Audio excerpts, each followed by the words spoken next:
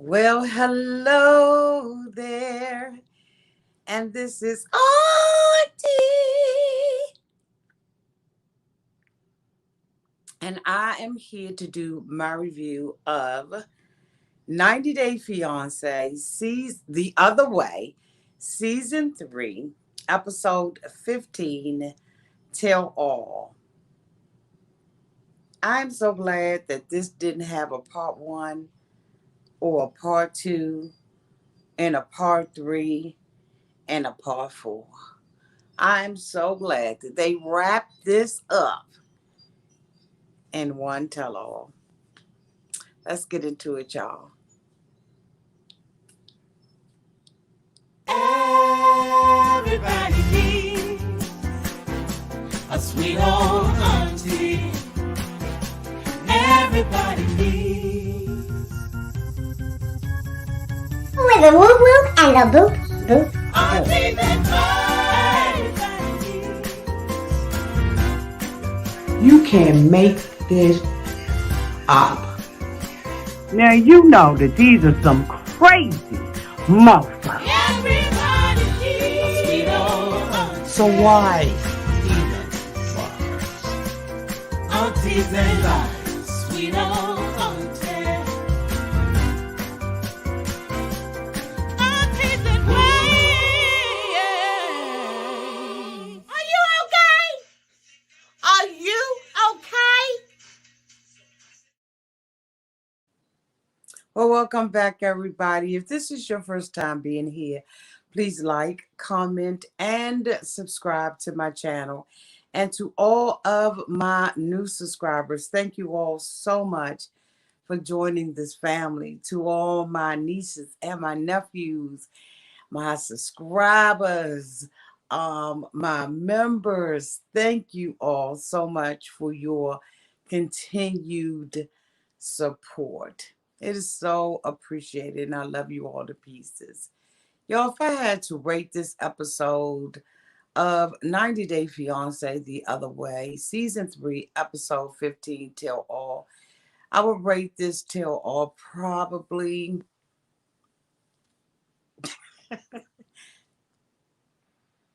a D. Yup, it got a D from Auntie, and I make no apologies for whatsoever. Hold on, y'all. Let me get this together.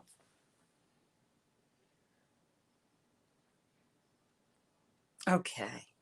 I make no apologies for rating it a D. I thought that this was, it was what it was, right? But I absolutely rated it a D. Let me know down in the comment section what you all will rate this episode, this tell all.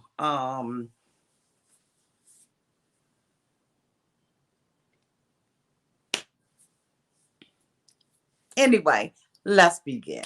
So the first couple that I want to talk about is Corey and Evelyn. Of course, you all know that 99.9% of this season, I did not cover them at all. I thought that they were a waste of time. And in this tell all, it absolutely confirmed that they are. The two of them, Sean, of course, is the person who is the host of the tell all. And every year, it's just, it's so fragmented with her. She likes to cut off conversations. Nothing is we don't get a complete story or ending on this, right? And Sean was the same way this time. One thing about it is she looks pretty doing it, but even she seemed like she was tired this season. What did y'all think? She seemed like she was tired. She was tired, done and through, and maybe she wants something new.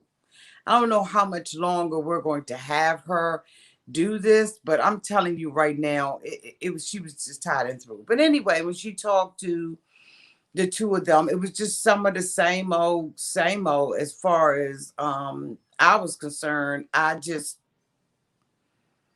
Evelyn is still mad at Corey. The two of them had a wedding ceremony. We already figured out that the two of them were married. And it was just a drawn out thing. His brother and his sister in law came on the set and really weren't on Corey's side. Corey said that none of his family came to the wedding, and they said because they weren't really feeling her. And they don't seem to be really feeling Corey either.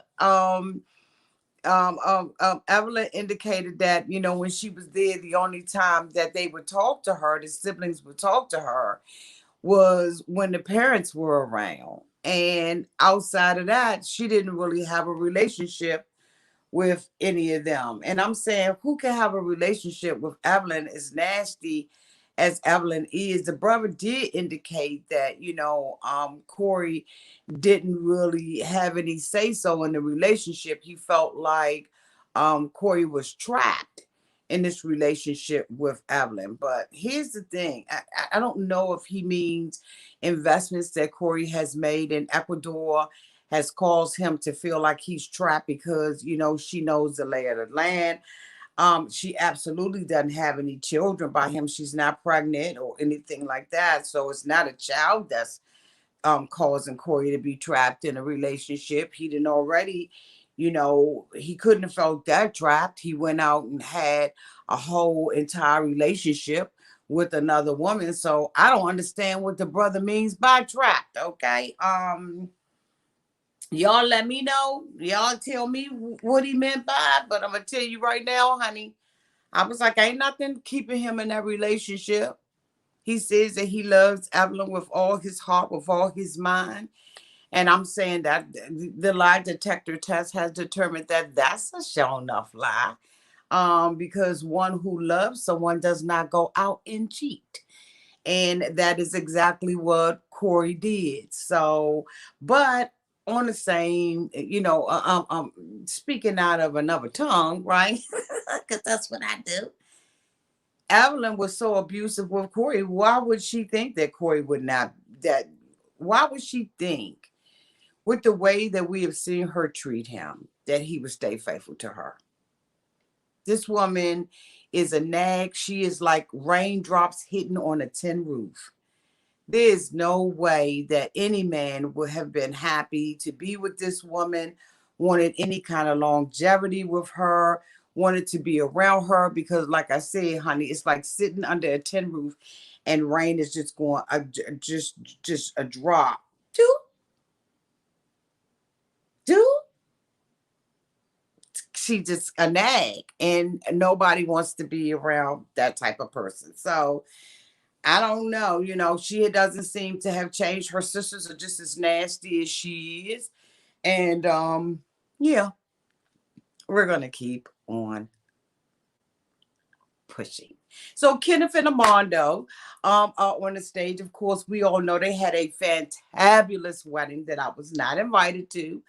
But the two of them are there. Kenneth is in studio because he is in America because his daughter is minutes away, okay, from having her baby. But she had that camera up in her face, didn't she?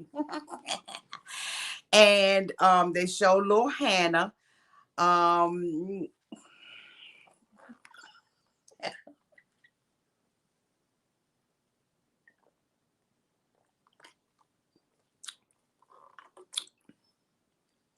they show little Hannah, and she was waving and throwing out pageant kisses, with her father and everything. And Kenneth was, discussing the marriage, and they said that they were still in the honeymoon state, and that was good. And so they brought the families out, right? They brought out Kenneth's mother and his sister, and they brought out in the studio. They had Kenneth's two daughters. The other daughter was pregnant, and she was there with her brother. And so, they began to ask them about the wedding, and they said that the wedding was fantastic. It was, worth it for all of them to be together. And then they showed the clip of the father, and he was saying that love is love, and who are we to judge? And, all that kind of stuff. And so, of course, everybody was elated about that. And, Armando indicated that he was happy about it, that this is something that he has fought for. Okay, he went to war for, with his dad, and he was happy that his father had come around. And so they began to talk to Kenneth about, being a grandpa Paul and wanting to have his own children with Armando. Armando's family indicated that they would love to see him have a baby and not have the baby be adopted.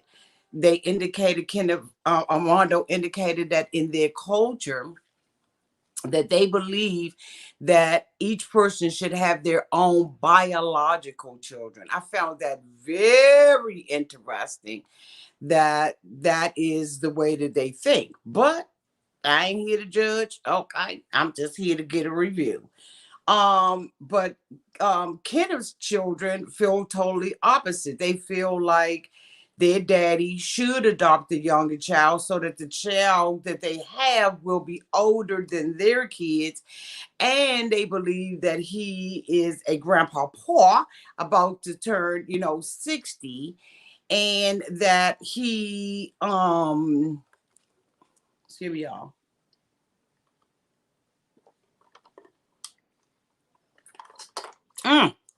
Thirsty over here. They feel like his child should not be younger than their children. And the other daughter, burst, goes into tears because she feels like her daddy is going to be spending time with this kid and not with them. And but the key word that she mentioned was that they're all adults. Girl, get over it. Your father has raised you. He has done everything humanly possible to make your life great. It is now time for him to live his life. Now, they did mention, whether or not Kenneth was going to stay in the States. And he said that while that is something that he, thinks about, he wouldn't consider it because Armando is the best thing that has ever happened to him. And of course, we get the tears from him. He's like, I'm a mess, I'm always going to cry. But I thought that the kids were extremely selfish because if he wants to start over with his new husband, he should be able to without having to appease or please his children. He can't live, he's an empty nester as far as they're concerned. He now has, the little baby girl, right? Okay, but she already 25, if you ask me. But he now wants to live his life with Armando, who is still young. If they decide to have a baby, or if they decide to adopt, the children need to support that. Armando was really shocked because he said that the kids had been open to everything else. But now they're thinking selfishly. And I understand why they're thinking like that, because they've had their father their whole life. That same thing is the opposite. You've had your father your whole life, and he is now, living his. He's raised you. So allow the father to live out his golden years with a brand new baby on his lap or on his knee. They didn't have good reasons. The reasons that they had were very selfish. And so I was shocked that they popped off and came off that way, right? I really was shocked that this was the way they went. But okay. So y'all do see why this got a D, right? I'm just asking for a friend why this episode was rated a D. It just wasn't that great of a tell all. And again, as I said, I'm glad that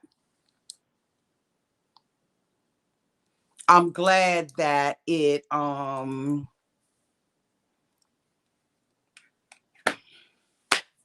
let's move on.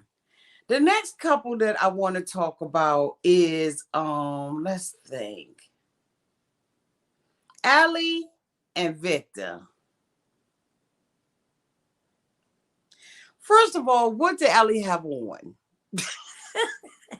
Boo Boo had on a summer wrap dress, black tights, and black knee boots. I say, girl, if you don't stop that foo la la. What a complete bammer. I could not for the life of me understand what season she was in. She just looked a hot tail mess. Victor came in and he was greeted by Steven because the two of them were there early. Victor was elated that he was in America. He tried to play as if he did not. It wasn't phasing him. But boyfriend was so cotton freaking happy. He said, I never believed that I would be in America. Okay, he reminded me of something like coming off America, I, he was so happy. I really believe that this is his ultimate goal, is to get the woman, get the money, and get the green card. If I've never thought that someone was wanting that, I absolutely saw that in Victor Child. I just was like he's just elated to be in America. And Ellie does not see this. But does she?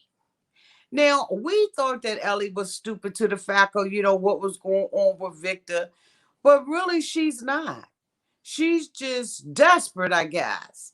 And I mean, we know that she cuckoo for Cocoa Puffs and that she has had so many red lights, green lights, yellow lights, flashing lights. But honey, let me tell you right now, this woman is fully aware of what is going on with Victor and does not want to be without him. Now, Victor is sitting out there, on the stage, and he says that he has not looked at one episode. He doesn't know the cast. He doesn't know anything. I don't know if he's trying to say that it's that way because he was in Providencia and that he didn't have Wi-Fi or anything like that. But if the crew got Wi-Fi, you got Wi-Fi. But anyway, so the two of them are in America, and he is sitting on the sofa, and they talk about the relationship between the two of them. And he says that, of course, he is here. He's not going to be able to stay long because he was not able to get the visa, I guess, that he wanted. Wonder what the fuck is going on with that. But anyway, so they bring out her girlfriend, okay? Her girlfriend comes out there and she is just fit to be tied with both Victor and Ellie, okay? Because Ellie, honey, girl, what? As a matter of fact, that perm ain't working for her either. But anyway, let's keep on going, Auntie. So they bring the girlfriend out and they ask the girlfriend about, how she feels about Victor and all that kind of stuff. The girlfriend is just like, basically, he's a cheater. He's a no good, low down cheater. Well, Victor says, guess what? Everybody's a cheater. No, everybody isn't a cheater, Victor. You are. He says, I was upfront with her. I told her that I cheated on her, and it is what it is. And so, we still together. He said, everybody cheat. And so they was, it was a little bit of rumble, amongst the crowd. And so, Sean was like, okay, so raise your hand if you're not a cheater. Well, the only one that raise your hand if you've never cheated. And basically, Kenneth is the only one who raised his cotton freaking hand, right? I don't even believe Armando raised his. But anyway, so, everybody is not a cheater, Victor. You are. And so they begin to ask, Ellie, how much money did she spend on Victor? Because they flash back to when the two of them got into the argument and Victor was like, I'm gonna give you your money back and you get the fuck on out of my life. And so, Ellie said that, she gave him $5,000. $5,000 stretches a long way for a mofo who was living in a shack with a cardboard paper roof. Okay. And so, they asked him, why did you feel this way why'd you react like that? And he said because he feels bad because he's not able to bring any economics or any money to the relationship. Basically, he's been living off of her money. But when she says something about the tourism and about the fact that he did not have any money and she was hoping the money was going to come back on the island, this mofo went the hell off and all of that kind of stuff. And I'm just sitting up there thinking to myself, it's a total contradiction, but he wants to control her with the D, which he is controlling her. Now she goes into talking about that this mofo has an anger issue because her girlfriend was like, she be calling me on the phone crying and hollering and screaming because the relationship is not working out with the two of them, or he's disrespecting her, or and she never say like he like her around anything like that. But honey, I'm telling you, it seems like it's about that damn far away. And I ain't peeping through no blind, bitch. I'm saying they about that close to that because this mofo doesn't. She said he doesn't listen to her. He has a anger management, anger problem. He is seeking therapy. Like this mofo does kirk out. And plus, what she did not say is he probably has an alcohol problem because, honey, out of everything that got salvaged and saved about that cotton freaking raggedy piece of that they was living in, that liquor bottle got saved. The liquor bottle did not blow in the wind. It didn't get lost with the ring. The liquor bottle was there, honey. And if he didn't have nothing else in that cotton freaking house that he owned that liquor bottle. So let's just go ahead on and talk about what ain't being said up in this what ain't being said, okay? The liquor bottle was saved, boo-boo. Not a piece of shard glass. It didn't shatter on the floor, honey. It wasn't not, like, for real. Let's just go ahead on it and talk about the damn thing, Ellie. Could it be that this mofo has a problem when he get alcohol up in his system? Y'all go ahead on and throw some wine glasses and some beer mugs and some more down in the chat. Because I'm going to tell you right now, honey, that's when I seen them flip. Soon as he got something, the mofo probably can't handle his alcohol.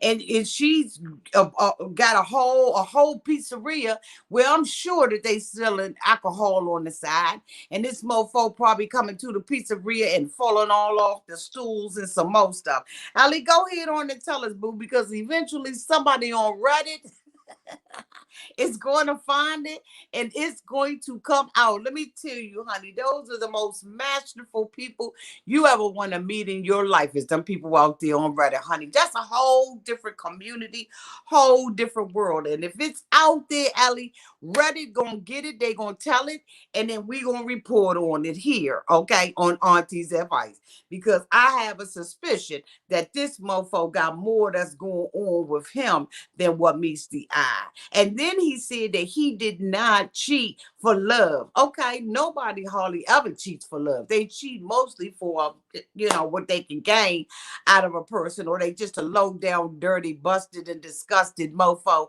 like Victor is. Okay, so they asked, the girlfriend, is they gonna, do she believe they's gonna stay together? She said, I ain't got nothing to say about it. All I know is that her ass is calling me. And then that's when her stocking in a boot ass had to tell us, that the mofo got anger problems. I see them staying together as long as her money is available.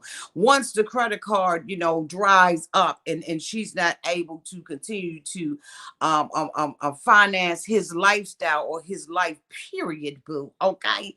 Their relationship is over. They asked her whether or not he had access to her credit cards, and she died and went to heaven and came back, honey. Because she was like, hell to the no, he doesn't have any of my stuff. And I'm telling you right now, the reaction, the way that she carried it, okay, she almost damn near cussed Sean out because Sean even asked her the question about the credit card. Okay. So, I mean, it's some serious stuff going on. I don't think that Ellie is as dumb as we think that she is. I think Ellie just one of those type of women that don't mind paying for it. You know what I'm saying?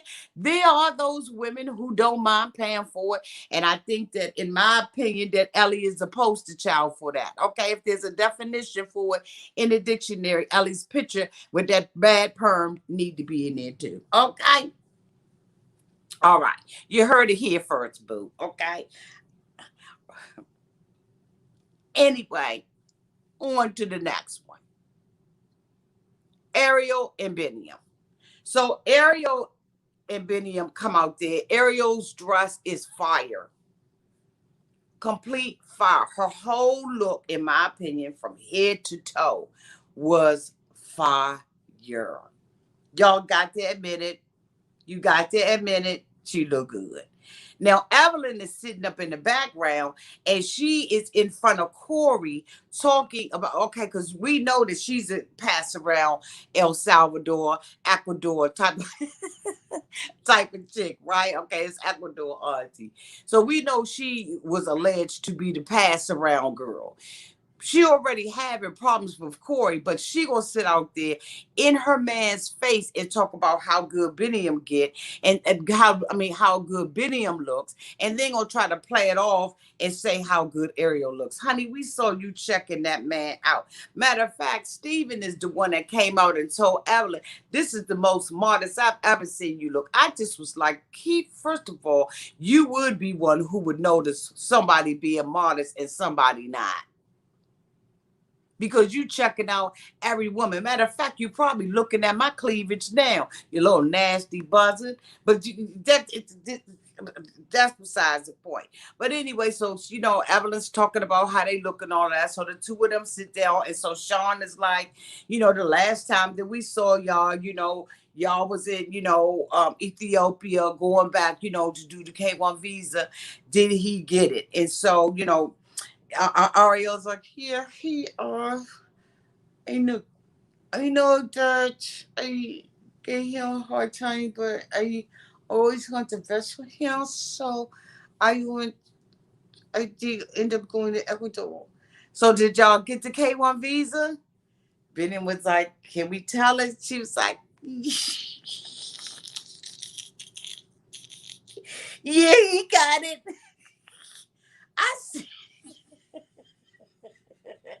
I said, I ain't never seen so much teeth in all my life. You got it. And then, her eyes be like, wait, hold on, let me get up. Let me get up close so y'all can see how her eyes be doing. So they said, did you get the, did y'all get it?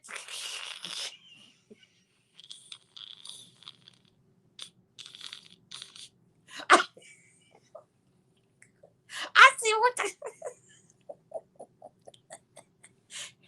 So they got the K1 visa. I believe that the two of them are married because Biniyam is still living in America. So they've got to be married. Okay, eventually someone will look up the marriage certificate and we'll see that the two of them are married to each other. Now, whether or not they happily married, bitch, is a whole different thing.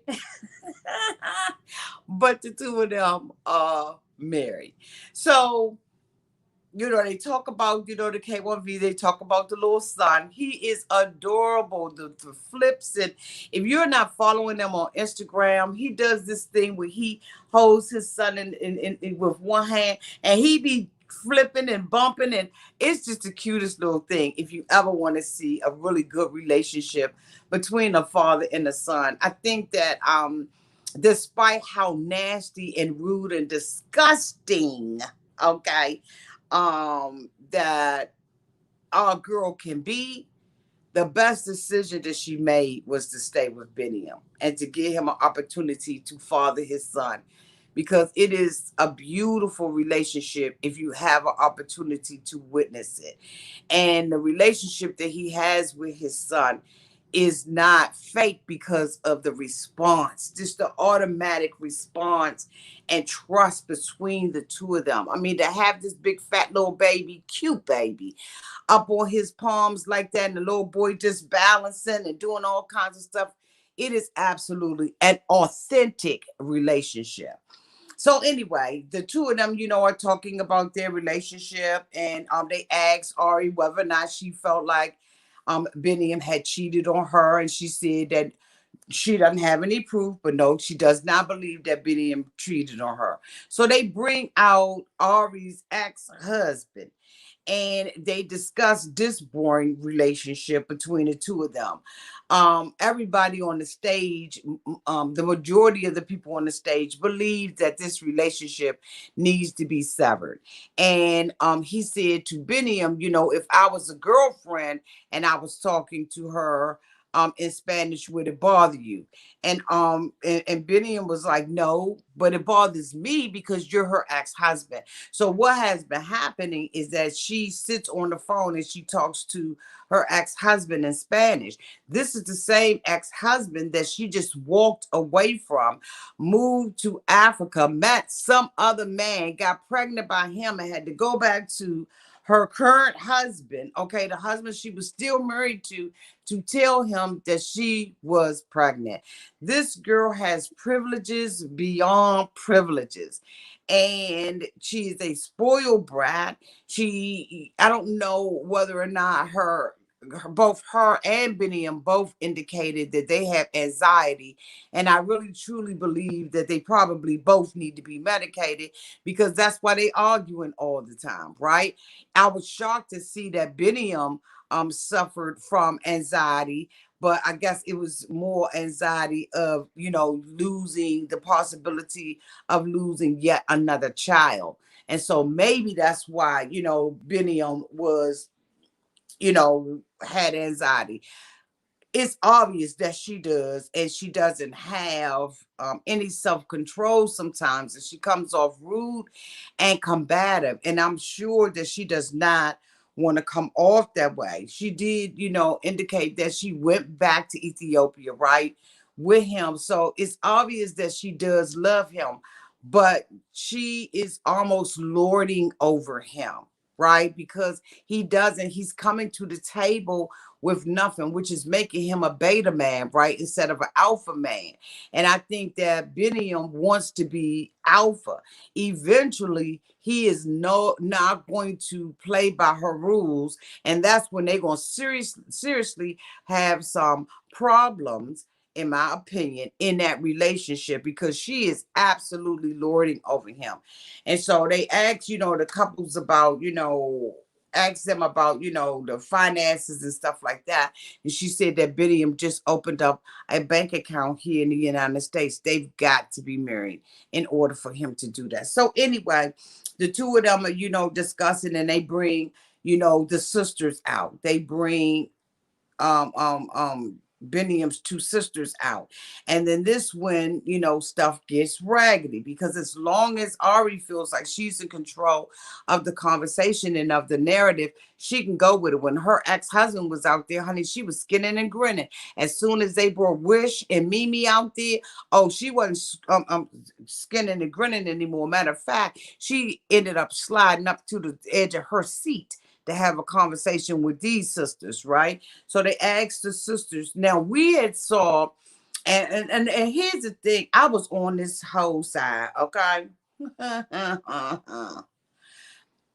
She had indicated that Wish was the one that was calling her. Wish and Mimi, I guess, was the ones that was calling her and telling her about the stuff that was happening at the house.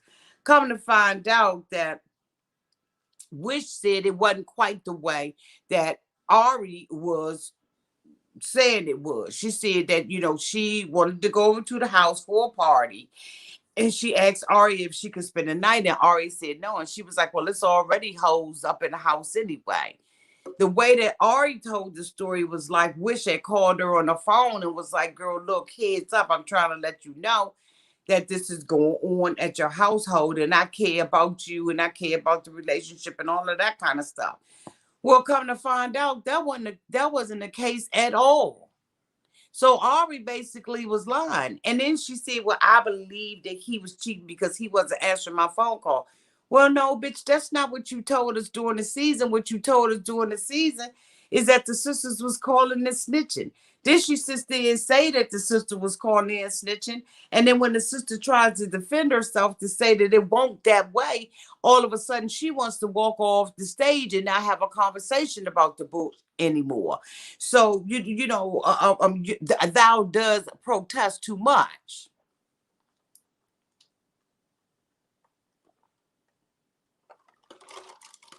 Because I was with it at first. And now I ain't with it no more. You sat there and you told a cotton freaking lie, in my opinion. A half truth is a lie. A third of the truth is a lie. 1/4 of the truth is a lie. 1/18th, bitch, of the truth is a lie. Okay, the whole thing is a lie. The truth is 100. Okay, it's 100%. And you gonna sit up there and fuss and say that the sisters are jealous of you. The sister Mimi, we said, how the fuck I'm be jealous of you with an attitude like you got, a personality that you got? And I was like, I agree. Because, you just automatically start attacking the sister. And the sister said she had receipts on what she said. And so she wanted to make sure that them receipts did not come out. So when Ari left off the stage and everything, because see, the sister had said that, what do they think is the problem and all of that kind of stuff with the relationship. And Mimi was like, I feel like she allowed her housekeeper or her babysitter or her nanny, if you will, to control the relationship. And so she was saying that the nanny was not controlling the relationship. That, I guess it must have been the sisters or whatever. And they was like, the nanny had been telling her bad things. And so Ari was like, no, she wasn't saying bad things. Matter of fact, the only reason why we still together is because of the nanny, because she told me that, stick in there. He loves you. And, you stick and you love him. So y'all stay together. Bitch, the sister was like, oh no, honey. She was like, Biniyam likes her. And this and Wish was like, no, he don't. And she was like, yes, he does. Go ahead, tell him, Biniyam. Tell him how much you like the nanny. Bitch, Biniyam ain't like that daggone nanny, because what came out of his cotton freaking mouth, even though it was weak and watered down, was that the nanny finds out about their business and go and run and tell everybody in the street of what's going on.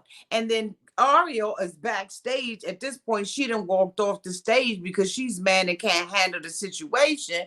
Now, she's talking about this woman is better than all of them put together. Girl, stop playing. That cotton freaking nanny was getting paid, getting that good old cheddar from your parents, okay? Holding the fort down, so that you and your husband can do the filming and do all the other kind of stuff that you want to. Now, I'm not saying that Ari is not a good parent. I'm not saying that at all, because I think that she is probably over parenting. If anything, she's not going to be under, and she's going to be over it. But Biniyam didn't like that. And Mimi was like, let him talk for himself. You ain't got to say nothing. Let him say what he has to say, which I totally agree with. But again, because he's in this unequal relationship, he's not bringing anything to the table, okay, but his parenting skills and his love for his child. But financially, what is Biniyam bringing to the table? Does he even got a job? Is he working like at Popeyes, Roy Rogers or something? Like, is he at the Walmart? What about Target? Is he wearing the little red vest that says, hi, can I help you? Like, is he, is he doing that? I mean, I'm just asking, right? But she's just totally controlling. So she comes back on the stage and she makes a declaration that she's not going to stay on the stage and have any conversations. She said that she don't want to have anything to do with the sisters anymore. She don't want them in her life. And if they continue to have the sisters on the stage, continue to have the sisters on Skype, that she's not going to talk and she's going to walk off the stage. So, of course, Sean, with her weak, should have said no. Well, what we need to do is we need to see the receipts from Wish. Wish, you got them receipts ready to put up? Text them joints to me so I can put them up on the screen. You know how we do on YouTube. Text me that receipt. But I wish that they had challenged her more because Ari told a lie. She told a lie. And she made a lot of accusations without allowing the sisters to clear their stuff up or to have their say. One thing I noticed about the sisters is they kept nudging each other like, watch this, watch this. You know, them little girl, let's see what she gonna say. Throw that out there, sis. Let's see what she gonna say. They is messing with the girl, right?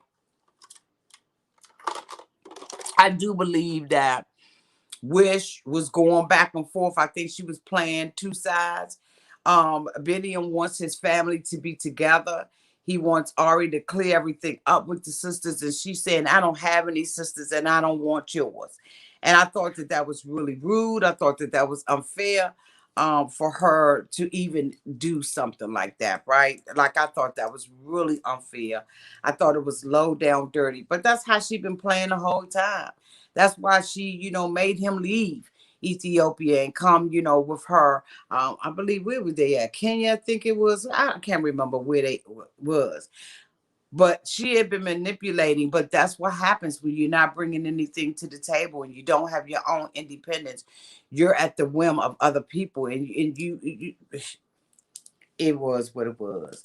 The next couple that I want to talk about is Sumit and Jenny. Now, as we all know, Sumit is married to Jenny. They come out on the Skype and everything because of course they're still in India and they look like they're truly in love.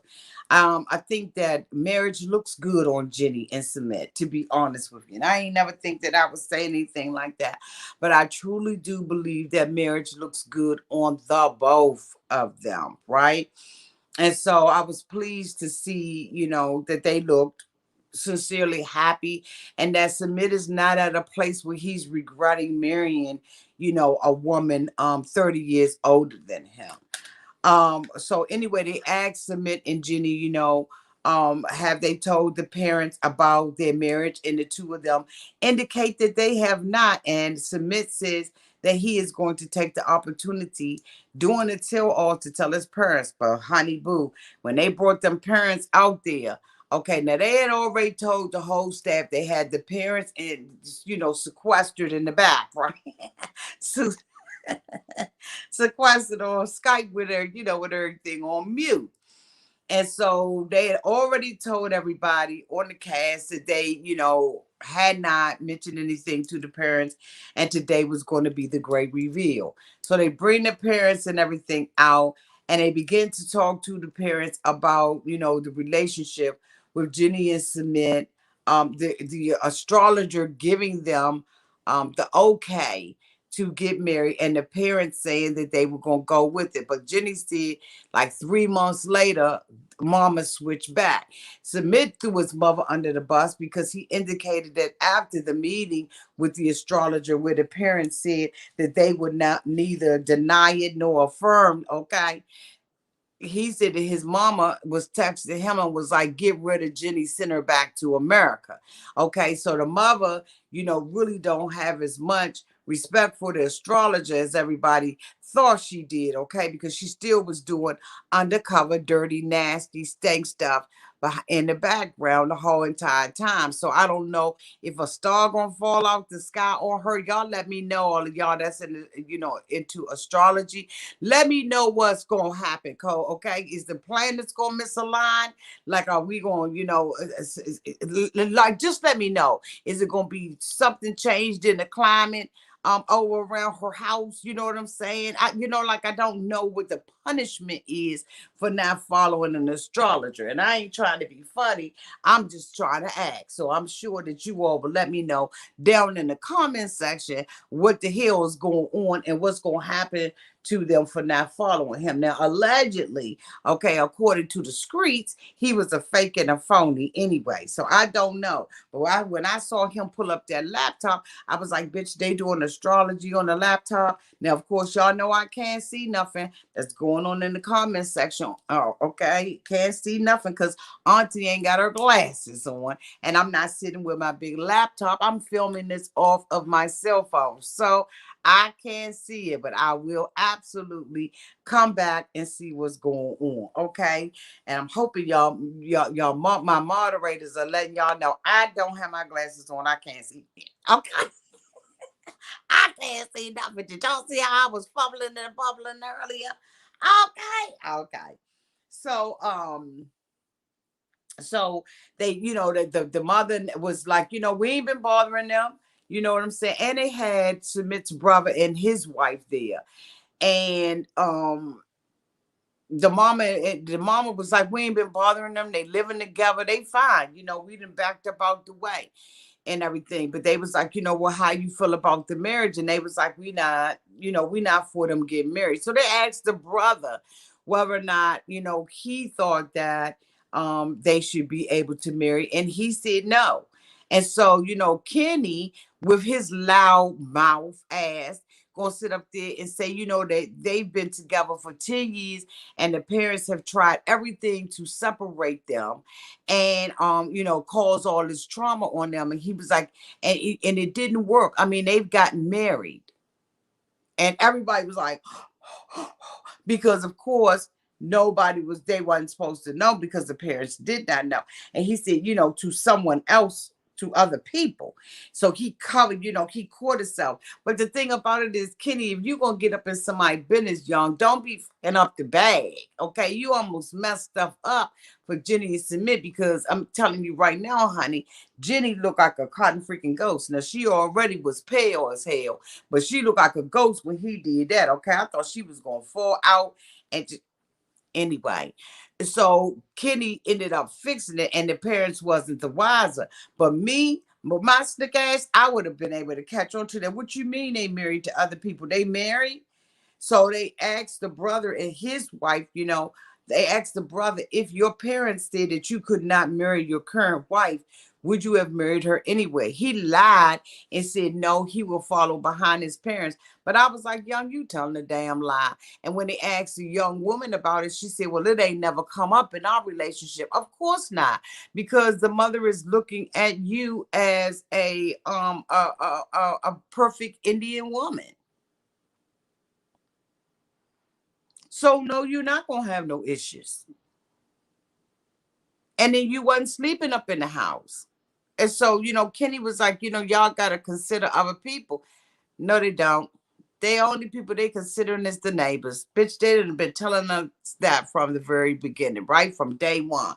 And so, they was like, oh, Sumit, do you have anything you need to tell your mom and them? You got anything you want to tell mom and them? And he was like, no. And they was trying to, get him to say something, but he decided that he wanted to be in his parents' presence because he did not know how his mother was going to react. And I thought that that was a better choice. I thought that he should not have made that decision to do that in front of them for ratings and for views and for reaction from them. I thought that that was very wise of him to tell his parents face to face. If I was Jenny, I would be like, if you were ashamed, it's amazing because Jenny is a 60-some-year-old woman and she's playing these 16-year-old games. You are a grown woman, Jenny, and can do what you want. This is what you've always been saying. And for me, I know that there is a level of respect that you need to have for the parents, but enough is enough when I'm 60 something years old. When I'm older than you, I'm about to school you on some things. You're not going to be the one that's going to be regulating me, whether or not I'm in India or whether or not I'm in the United States. I'm a grown ass woman. I can't get any growner than this. And I'm not going to sit there and allow this mother to treat me the way that this mama want to treat me. It's enough is enough. And this woman has been controlling and manipulating the situation. And the father act like he's scared to death to say anything. So Sumit made a decision that he was not going to tell his parents. But like everybody on the cast said, they're going to find out that everybody knew about this before they did, and you did it on national intelligence. It for me, it was a little secondhand embarrassment. Okay, I'm just saying. I just think that he handled that incorrectly, right? I think that he should have told his parents before the tell all, so that when we found out about it on the tell all, they would have already known, and then we could have had some real dialogue. But TLC, they just want the drama. They thought that they was gonna get the drama, but Submit pulled the rug from up underneath their ass. Okay, he catfished them like he does everybody else. I hope that they're gone. Oh my God, I hope that they're gone and we don't have to see them another season. The last couple that I want to talk about is Steven and Alina and an old girlfriend. Steven comes up in that joint knowing that he's going to get ragged on. He believes that he's the worst person, the most disgusting person on the cast, with the exception of Corey. This mofo done showed his whole entire tonsils. He got his tongue hanging down here. Bitch, we saw his tonsils. Okay? We did a cotton freaking ear, nose, and throat exam up on this mother. I see what the what the hell?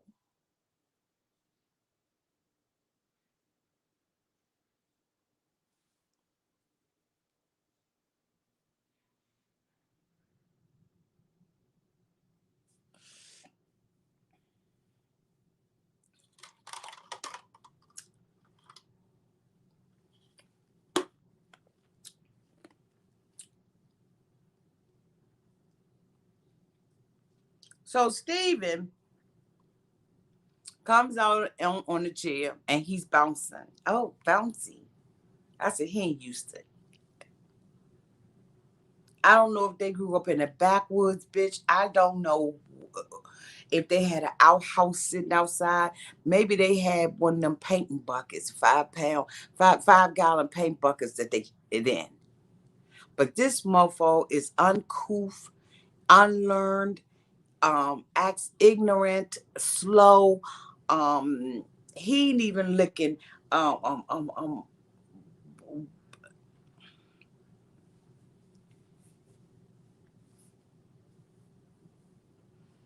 So Stephen comes out on the stage, and Alina is sitting in the back, looking ever so cute, but dumb as a doorknob. Like this, her eyes is so blank. Like there's nothing behind her eyes, in my opinion. She's just dead looking. This this this bitch is looking like the straight up bride of Frankenstein. Like there is no life behind Alina's eyes. None. She miserable than a mother. But she got to fucking be right. And I'm gonna tell you, honey, as long as you gotta be right about something, bitch, you gonna always be wrong. You picked a mofo that you had to tell to shut down his social media, and you didn't think that this mofo was gonna find another app that he could be on to play on. This bitch sits out there in the back. Hi, Alina. Hello. Hello. Hello. Eyes looking like,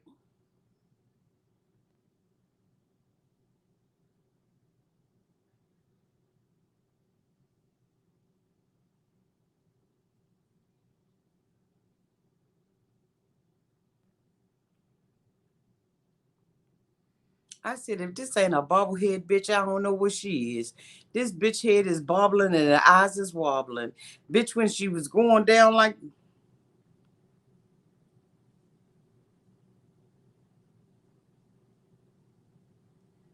I said, what the,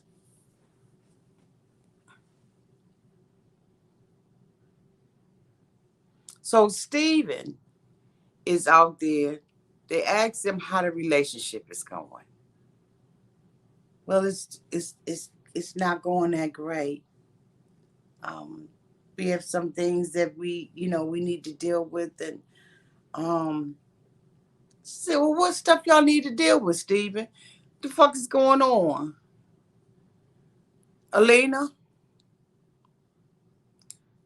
Um, Steven,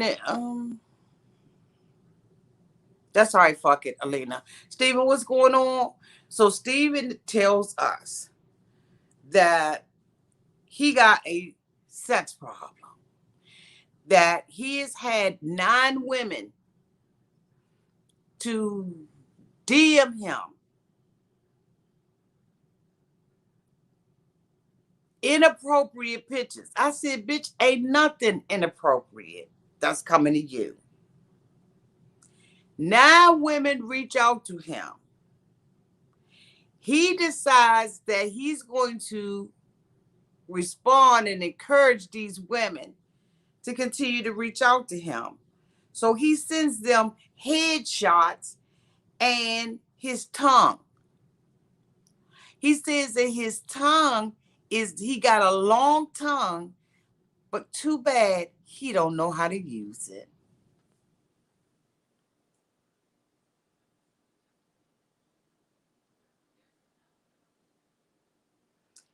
What does that mean, Steven? And you're being sarcastic about it. You ain't doing nothing but using your tongue. They asked Alina, do you know about it? She said, yes, I know about it. Because the girl sent me the screenshots. But don't say a damn thing to me because I have already made a decision that I am going to give him one more chance. I am hoping that he loves me enough with my dead ass eyes, that he loves me enough to change his ways.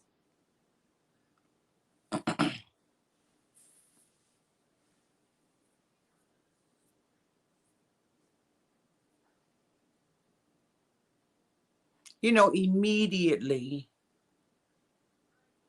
Michael Jackson song came up. I'm starting with the man in the mirror. I'm asking him to change his ways. And no message could have been any clearer. If you want to make the world a better place, take a look at yourself and make a change. Hey, ow, na na na na na na na. She won't even give him a mirror. How is he going to ever make a change if he ain't looking at himself? He said he wants her to make the change and allow him to have threesomes.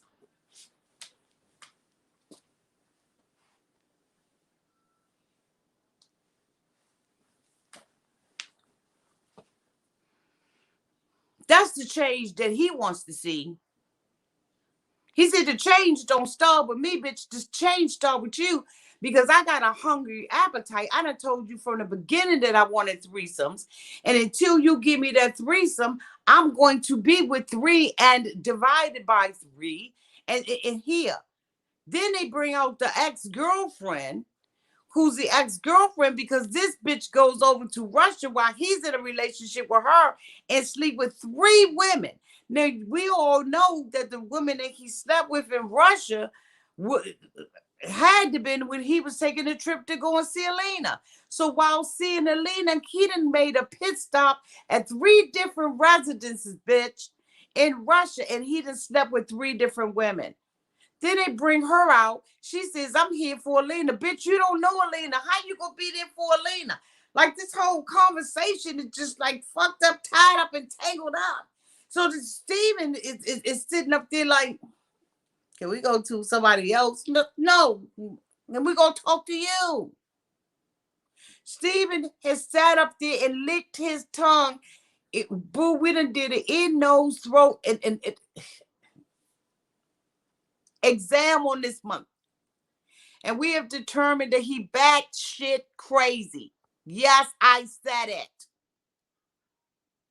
He's crazy. What in the hell is wrong with Alina?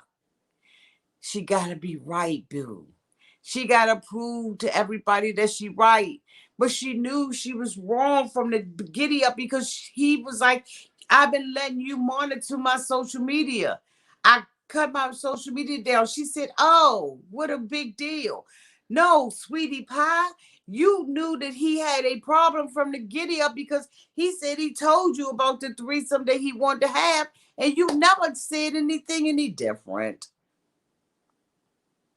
You still was pressed to marry him. She can't even get a visa to come over this month. So you know he with everything. They bring the old girlfriend out. They show a clip of 2 days before he was going to Turkey to be with her. He brings the girl and was like, I called you here to talk to you about my, what can I do to be a man? She said, look, bitch, don't ask me nothing. I'll ask you on your journey to manhood. You cheated on the girl. You's a fucked up individual. You called, you text me and send me a cotton freaking DM and say you want to, talk to me about your relationship and all that. But then you liking my picture. You're telling me that my ass looks good, that I'm twerking just fine. I mean, she was like, you just a low down, no good mother. He gonna sit up there and talk about something. He had nine, what was the hell that he said to Ari? Because Ari was like, you just a no good mother and I couldn't deal with you.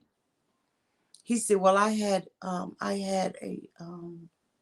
God dang it, what was that he said? A moment of fleeting something. And Ari was like, 9 times? 9 times? And really, it ain't 9 times, it's 12. Because you got to remember the 3 in Russia. You gonna have to add those to his body count. And they, a lot of them came out. Corey came out and said that he was Mormon. And when we met Corey, he was indeed Mormon.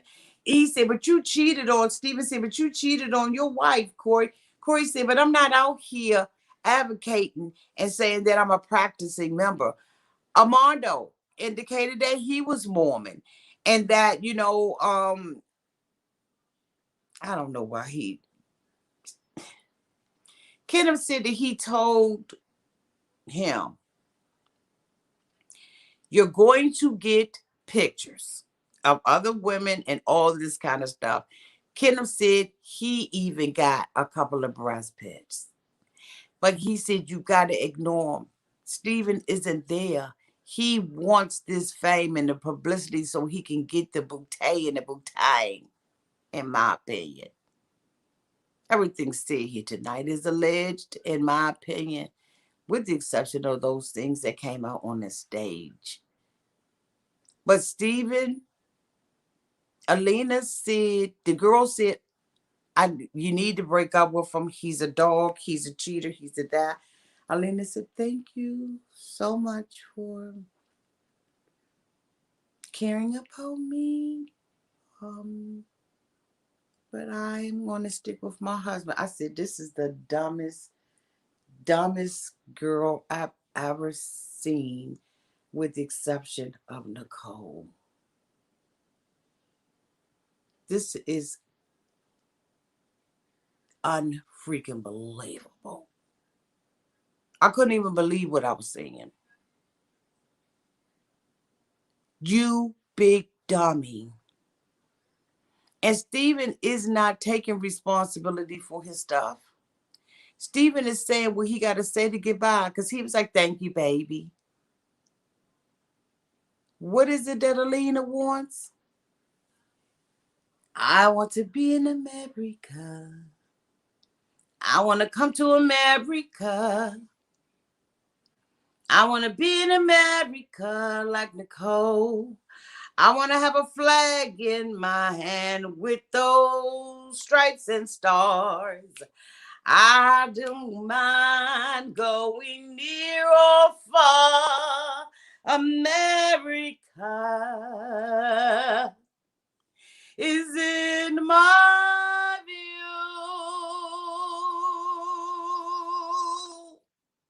That bitch gonna get herself over here in America. She gonna get her a modeling gig. She gonna get her an acting role. She's gonna do something, but she wants America. Point blank and period. That bitch is staying with him so she can get out of Russia. Steven, you're not gonna win. Because she's sticking it in until she can get that ass over here.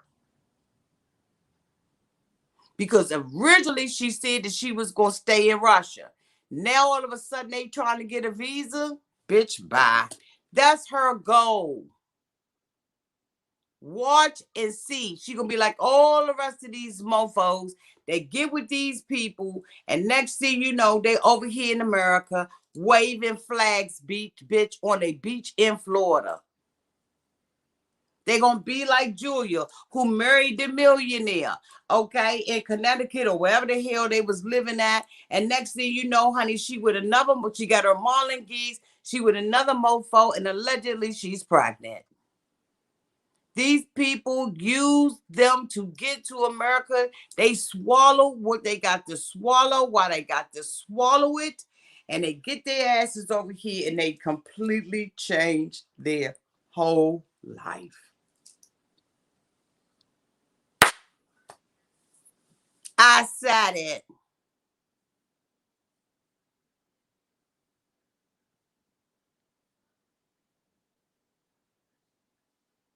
Anyway, y'all, this is the end of my review. Thank you all so much for being here. Again, my rating for this tell all was an absolute total motherfucking D. Y'all, it wasn't that great. But I'm glad this over. Thank you so much to everybody who was here tonight. I love you all to pieces.